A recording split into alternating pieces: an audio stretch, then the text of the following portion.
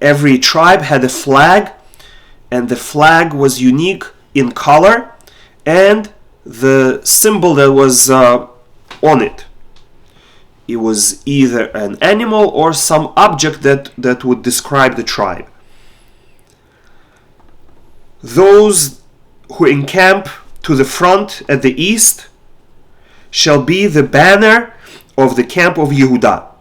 So on the east we have the tribe of Yehudah at the head of the three tribes, and together with him are Yisachar, Zevulun. So on the east we have Yehudah, Yisachar, and Zevulun, but they're all called the banner, the flag of Yehudah.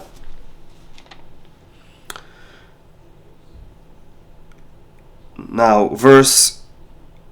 the total for all three tribes is given, and that is 186,400. We turn to page 735. The southern side of the tabernacle. It's called the banner of the camp of Reuven, and together with him we have Reuven, Shimon, and Gad. Reuven is the leader of the southern side, and the total for them is 151,450. Now verse 17. What's in the middle? The tent of meeting and the camp of the Levites shall journey in the middle of the camp. Okay, now verse 18. The western side, the banner of the camp of Ephraim, and on that side we have Ephraim, Menashe, and Binyamin, and which are all the sons of Rachel. And the total is given for them, and that is 108,100. And now the northern side, the banner of the camp of Dan, and on the north we have three tribes, Dan, Asher, and Naphtali, with Dan being their leader, and the total is given in verse 30, 157,600. Now we turn to page 737.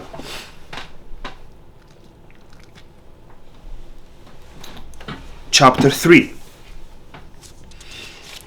Now we speak about the Kohanim and Leviim. These are the offspring of Aharon and Moshe on the day Hashem spoke with Moshe at Mount Sinai. These are the names of the sons of Aaron: Nadav, Avihu, Elazar, Itamar. Verse 4.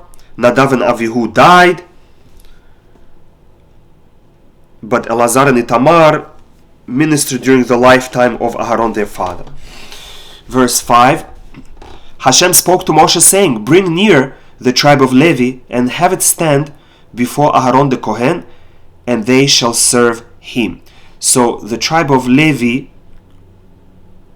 has to be subservient to the Kohanim. They shall safeguard his charge, his command, and the charge of the entire assembly before the tent of meeting to perform the service of the tabernacle. Now we turn to page 739. Verse 9. You shall present the Levites to Aharon and his sons. You shall appoint Aharon and his sons, and they shall safeguard their priesthood. And the alien, anyone who is not a Kohen, who approaches will die. Now, verse 11, we read about Levites, since they are doing the job in the tabernacle instead of the Jewish people, who really were supposed to serve in the tabernacle also. Every family had to give up their firstborn to be the priest. Now the Levites are replacing the firstborn.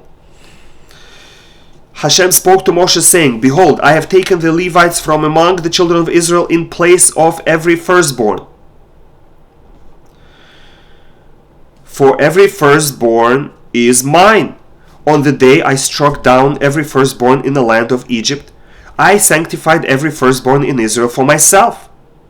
From man to beast they shall be mine. I am Hashem. So here we learn that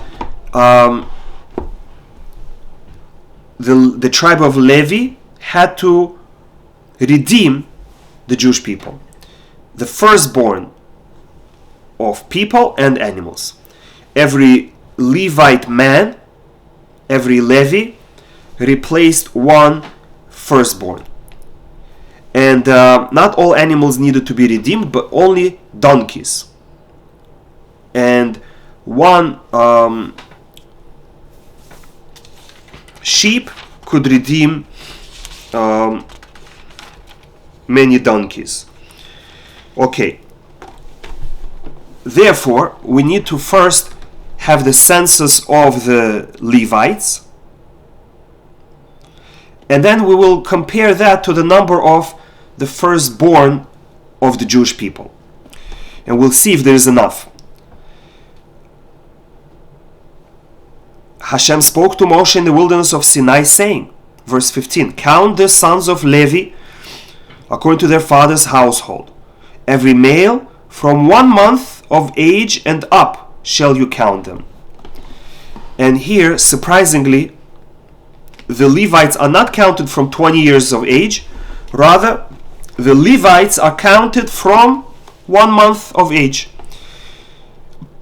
And the simple answer to this surprise is because for the Jewish people we counted able-bodied man who could fight in the army. But for the Levites, they're not going to fight in the army, so we count every male. But under 1 month of age, the baby, we're not sure if he will survive. So we wait 30 days first, and only then we count him as a member of the nation. And that is why also the Pidyon Ben, redemption of the firstborn, happens after 30 days to make sure that the baby is healthy. Now, verse 17. These were the sons of Levi, Gershon, Kehat, and Merari. Levi had 3 sons, so we will count each one separately. Sons of Gershon, Livni and Shimi. Sons of Kehat, Amram, Yitzhar, Hebron, Uziel. Sons of Merari, Machli, Umushi. Now, on page 741, we count the family of Gershon. And their count was 7,500 males. And they encamped on the west of the tabernacle. Kehat, their total number of males is 8,600, and they encamped on the south. Merari had 6,200 men, and they encamped on the north. And verse 32 tells us about the leader of the Levite leaders was Elazar, son of Aharon the Kohen. Now we turn to page 743. To the east, before the tent of meeting, were Moshe, Aharon, and his sons. By the entrance to the tabernacle, Moshe with his family, Aharon with his family, and his 2 sons with their families. Now, if we make the count of Gershon, Kehat, and Merari, we're going to find 22,300 Levite males. 22,300. However, in verse 39, it says, all the countings of the Levites, every male from 1 month of age and up, were 22,000. Where's the extra 300? And the answer is, The extra 300 were firstborn boys. And over here we need only the number of Levites who will replace the Jewish people's firstborn. But the Levite firstborn are themselves firstborn, and therefore they cannot replace the Jewish firstborn. So we have only 22,000 Levites to work with. Now let's count how many Jewish firstborn males there are. Verse 40. Hashem said to Moshe, count every firstborn male of the children of Israel from 1 month of age and up, and take the Levites for me in place of every firstborn of the children of Israel. And they did that. Moshe counted as Hashem had commanded. Verse 43, every firstborn male according to the number of their names from 1 month of age and up, according to their numbers, was 22,273.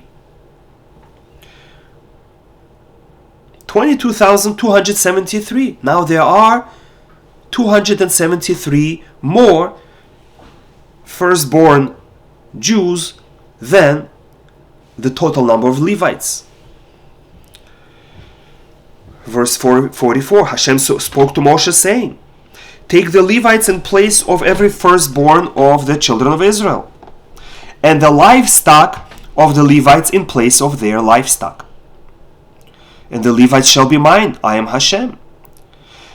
And as for the redemptions of the 273 of the firstborn of the children of Israel, who are in excess of the Levites, what should we do with them? Hashem says, verse 47, you shall take 5 shekels each, according to the head count, in a sacred shekel, and you shall give the money to Aaron and his sons as redemption of the additional ones among them. Just like nowadays, we redeem our firstborn boy from the Kohen for 5 silver coins, that's what those firstborn males had to do, because there were not enough Levites. Now the question is, how do you select 273 people out of 22,273? Anyone that you approach and say, oh, you're extra, pay 5 coins. He'll say, why am I extra? I'm part of the original 22,000. Ask someone else. So Moshe invented a system. He took 22,273 pieces of parchment, and on 22,000 of them he wrote Levi, Ben Levi, and on 273 he wrote 5 coins, 5 shekel. And he took all these parchment pieces, mixed them up, and all the firstborn Jews had to go and pick out one. And if the one that they picked out said Ben Levi on it, they were free to go, because they were redeemed by a Levi. But those 273 that picked out 5 coins, parchment, they had to pay, because they were selected by lottery. Now, verse 49, Moshe took the money of the redemption from those who were in excess of the redemptions of the Levites, and the total money was 1,365 shekels, because if you multiply 273 by 5, you'll get 1,365 coins. And now, on page 745, chapter 4, we learn about the responsibilities of the children of Kehat, the family of Kehat, one of the 3 families of Levites. Hashem spoke to Moshe and Aaron saying, verse 3, from 30 years of age and up until 50 years of age, everyone who comes to the legion to perform work in the tent of meeting count them. So now, additionally, we now need to count the Levites from 30 to 50 years old. Before we counted them from 1 month until and up. Now we're counting from only 30 to 50. Here we learn that only Levites of that age, between 30 and 50, did actual work in the temple. If they were younger or older, they could help out, but they couldn't do the main jobs. And that is because a man is the strongest between the ages of 30 and 50.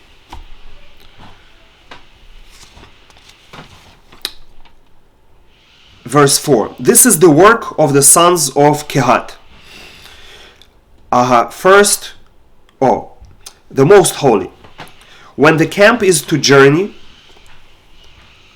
Aharon and his sons shall come into the tabernacle, take down the partition curtain and the cover, the golden cover of the Ark of the Testimony,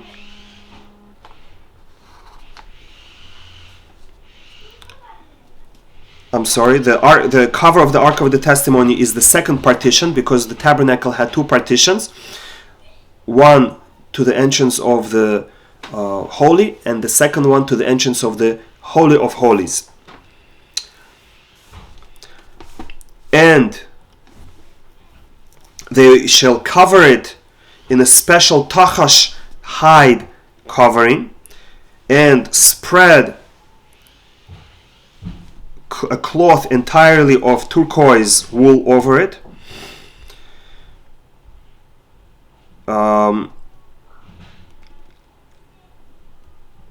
So what they did was, they would take the curtain, put it over the ark, and then put a second layer of leather made from tachash hide over it, and then put a third layer of blue wool garment over it, so that when the Levites carry it, they should not touch and should not see the holy utensils. And then verse 7 describes the same procedure for the table, the shulchan, that they would cover it, this time only with blue wool, and then put on top red wool, and then cover it with tachash hide. Verse 9 speaks about how they would wrap the menorah. They would wrap it with blue wool and then cover it with tachash hide. It would only have two covers. Now on page 747, verse 11 describes how they would wrap the golden altar. They would cover it first with blue wool and then with tachash hide. They would take separately the utensils of the tabernacle and cover them also with blue wool and then tachash skin. Then they would take the outer altar and spread purple wool cloth over it, and then cover it with tachash hide. Verse 15, Aharon and his sons shall finish covering the holy utensils when the camp journeys, and then the sons of Kehat shall come to carry, so that they not touch the sanctuary, whatever is holy, and die. These are the burden of the sons of Kehat in the tent of meeting. Verse 16 describes the duties of Elazar, son of Aharon. The charge of Elazar, son of Aharon, the Kohen, is the oil of illumination, the incense, spices, the ketoret, the meal offering of the continual offering, the mincha, and the anointment oil. And plus, he is in charge of all other managers, the charge of the entire tabernacle and everything in it. In the last paragraph, we learn about the special precautions for the children of Kehat. Again, they would carry the most holy objects, and they were not allowed to touch them directly or see them. Hashem spoke to Moshe and Aaron, saying, "Do not let the tribe of Kehat families be cut off from among the Levites. Thus shall you do for them, so that they shall live and not die when they approach the Holy of Holies. Aaron and his sons shall come and assign them every man to his work and his burden. But they, the children of Kehat, shall not come and look as the holy utensils are inserted into their coverings, lest they die." This concludes Parshat Bamidbar. Now, let me address some of the questions that were asked on the chat.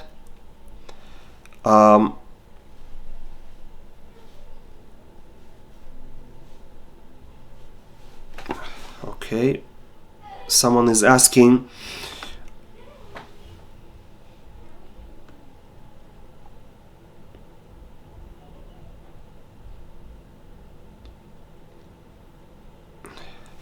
if someone asks us how much we earn, we said that it's better not to brag, not to hurt anyone, and if you can get away with it, lower your accomplishments, diminish them, and say you're earning less. So someone is asking, but isn't it dangerous that if you say that you're earning less, Hashem will say, "Oh, you're saying you're earning less, so I'm going to give you less"?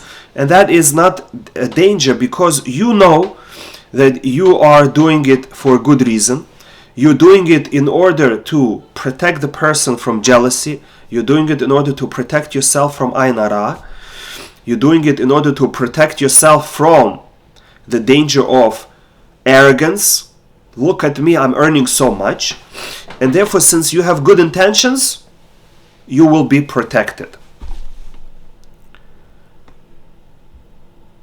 Now, someone is asking, are we allowed to be proud of our accomplishments if Hashem controls our success? That's a very good question, and the answer is, of course, not. We can feel good and thank Hashem for giving us the opportunity to have such successes, but we cannot be proud and arrogant because of our successes. We have to be humble, thank Hashem for the good fortune, and realize that it's only up to Hashem that we got it, not because of our own efforts. We can put the same effort into it and achieve less, and we can put the same effort into it and achieve more. And in fact, there are many doctors in the world, and some are more wealthy and some are less wealthy. Not because one is a better businessman or a better doctor. You can have a good doctor earning less. Maybe he's more honest. Or you can have many lawyers. Some earn a lot, some not so much. Businessmen, in every area you have people who are wealthy and not so wealthy. So it's not your education, not your effort, not your wisdom that gives you the final result. Now, how does that fit with free will? And again, our free will is to choose what is the right thing to choose. That's it.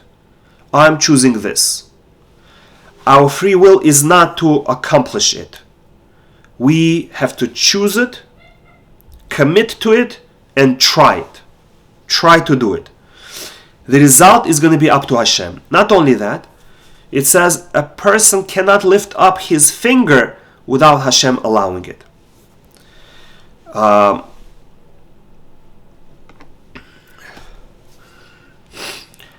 Which means, when I'm putting my effort in, and that's will answer the next question, why do we need to put in effort if Hashem determines our success?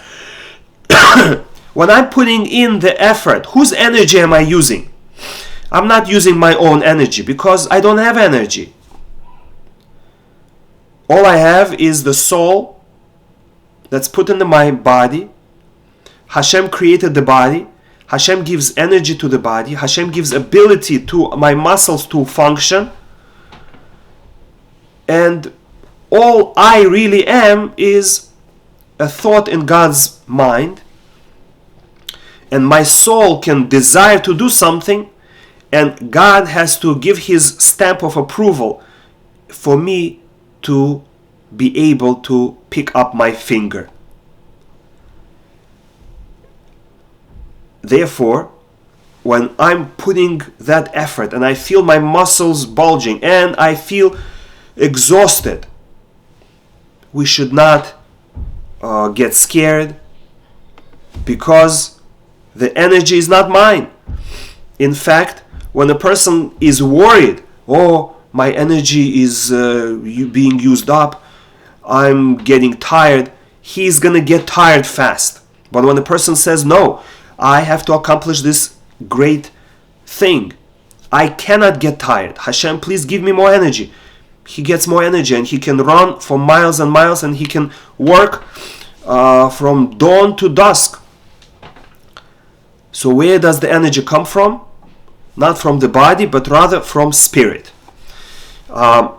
So at the end of the day, from us comes the decision, and from Hashem comes the accomplishment. We should all have a happy and healthy Yom Tov of Shavuot, Chag Sameach, and Shabbat Shalom.